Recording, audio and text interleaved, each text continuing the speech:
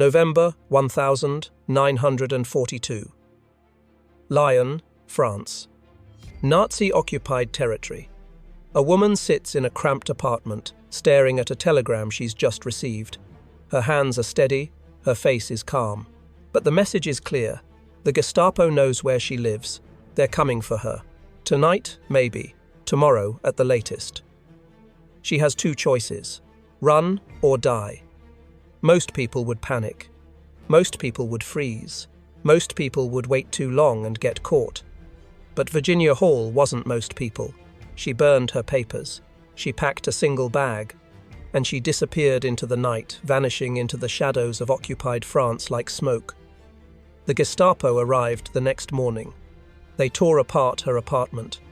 They interrogated her neighbors. They sent cables to Berlin stamped urgent and most wanted.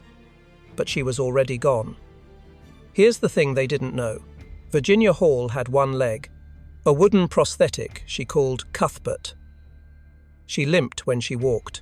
She was an American woman in a man's war, operating behind enemy lines in Nazi-occupied territory, and she was the most dangerous Allied spy of World War II.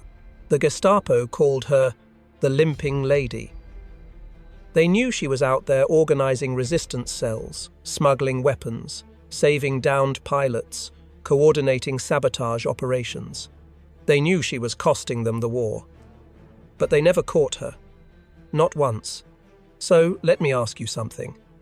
How does a one-legged American woman with no formal spy training become the most wanted enemy agent in Nazi-occupied Europe? How does she outsmart the Gestapo, survive betrayal, escape over frozen mountains in winter, and return again to finish the job she started? Stick with me, because what you're about to hear isn't just a war story. It's the story of a woman who refused to quit. A woman history almost forgot. A woman who saved thousands of lives and never asked for credit. Her name was Virginia Hall, and this is her story. Virginia Hall was born on the 6th of April 1906 in Baltimore, Maryland. Wealthy family, private education, the kind of childhood where everything seemed possible. She wasn't interested in marriage or society life. She wanted adventure. She wanted to matter. She wanted to serve her country on the world stage. By the time she was in her 20s, Virginia was fluent in French, German, and Italian. She studied at Radcliffe, Barnard, and the Consular Academy in Vienna. She was brilliant, driven, ready to take on the world.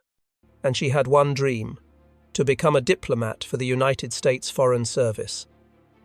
But in the 1,930 seconds, the US State Department had a problem with women. Out of thousands of Foreign Service officers, only 6 were women. And none, not a single one, were ambassadors. Still, Virginia pushed. She passed exams. She took jobs as a clerk at American embassies, first in Warsaw, Poland, then Estonia, then Austria, then Turkey. She was working her way up, slowly, patiently, waiting for her chance. And then, in December 1933, everything fell apart.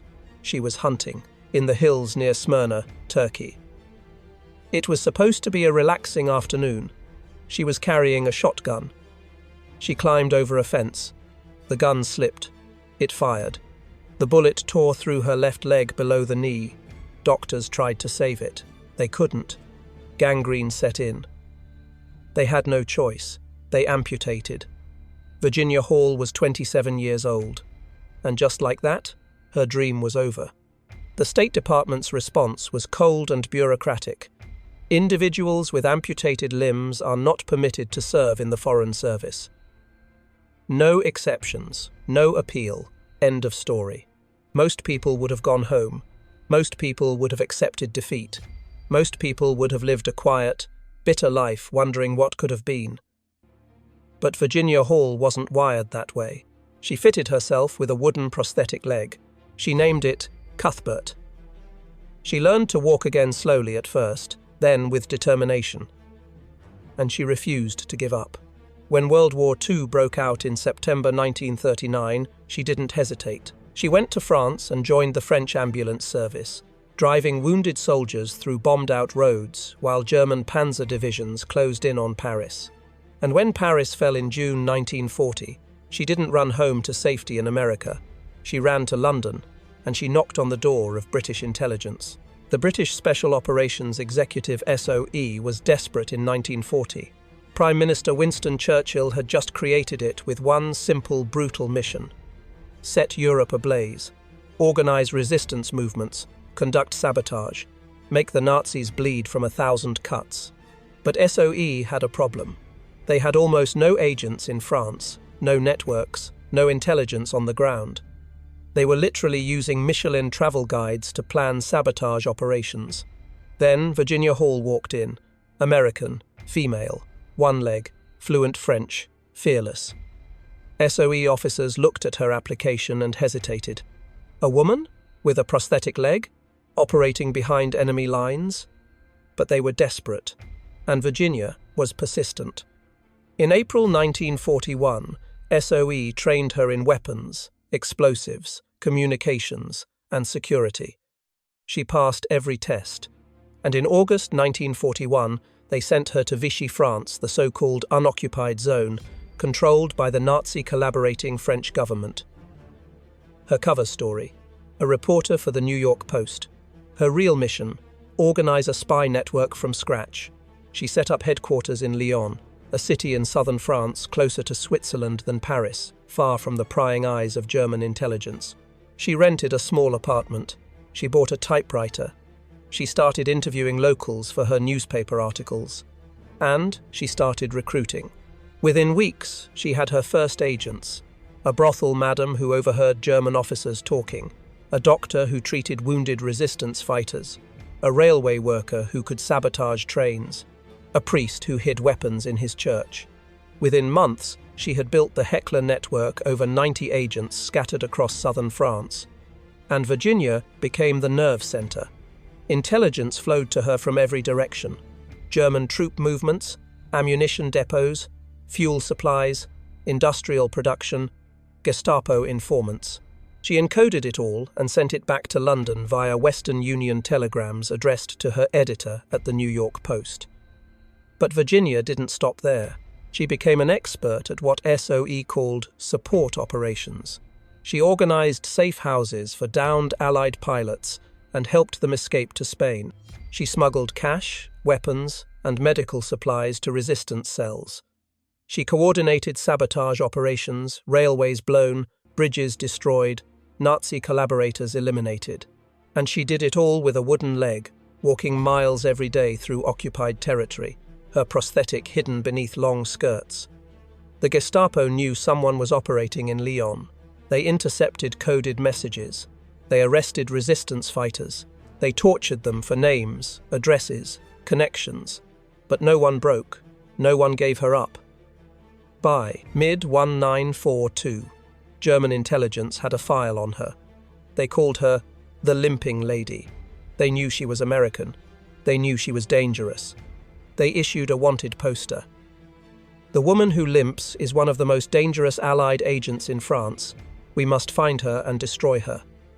But they had no photograph, no real name, no idea where she was. And then, in November 1942, everything changed. The Nazis invaded the free zone of Vichy, France. Suddenly, Lyon was swarming with Gestapo agents. And Virginia's address had been leaked to Vichy police. She sent one final message to London. My address has been given to Vichy. I may be watched. My time is about up. Then she vanished. Winter, November 1942. The Pyrenees Mountains, the frozen, jagged border between France and Spain. Most people crossed in summer. Even then, it was one of the most dangerous routes in Europe. Narrow trails carved into cliffs, vertical climbs, avalanches, freezing temperatures. Virginia Hall crossed in November, in winter, with one leg. She hiked for 50 miles through knee-deep snow, using her wooden prosthetic like a crutch, gripping rocks with frozen hands, pulling herself up near vertical slopes. Every step was agony.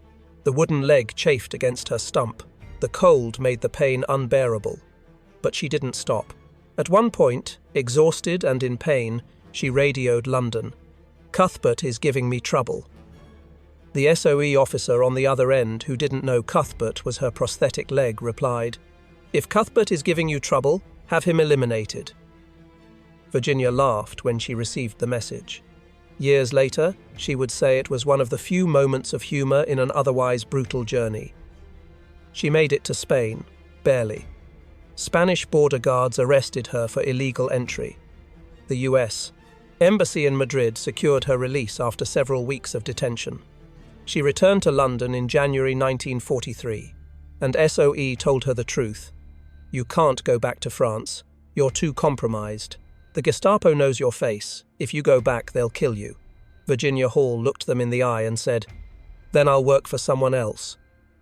She joined the American Office of Strategic Services, OSS, the precursor to the CIA.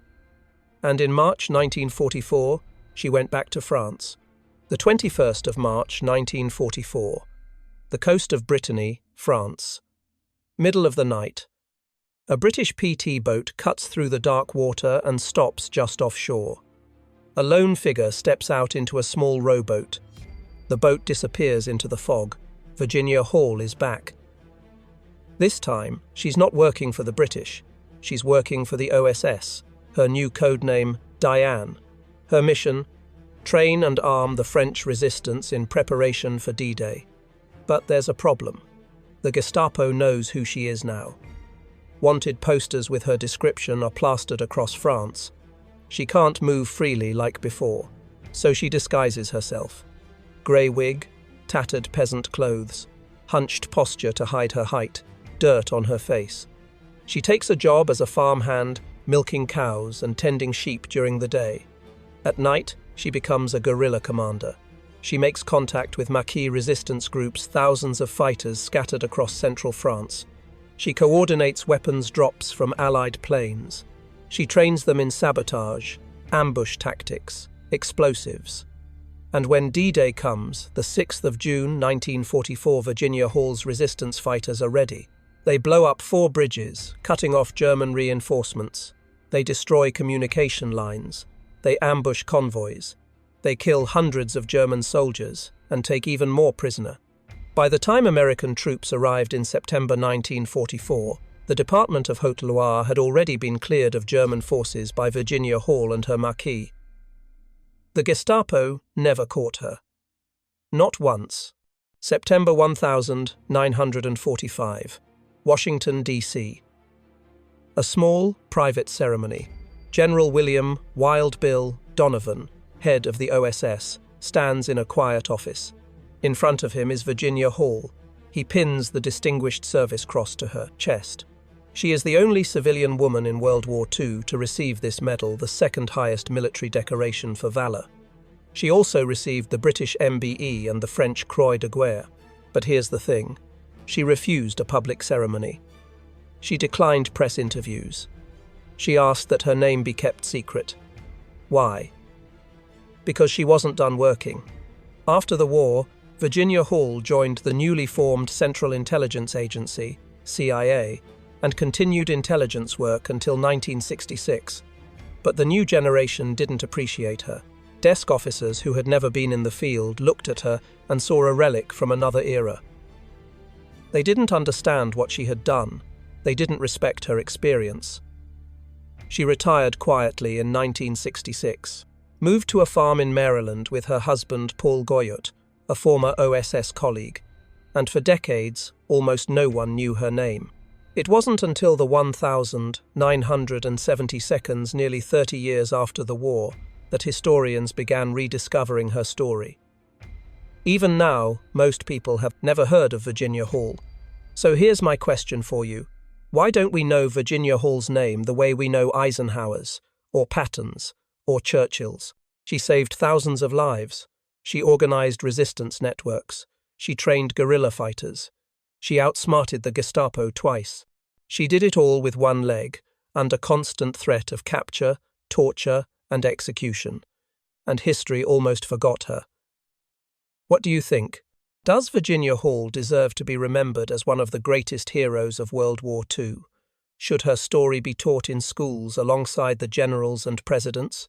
Drop your answer in the comments, because this conversation matters. And if you want more untold stories from World War II, stories about the people who changed history but never made the headlines, hit that subscribe button.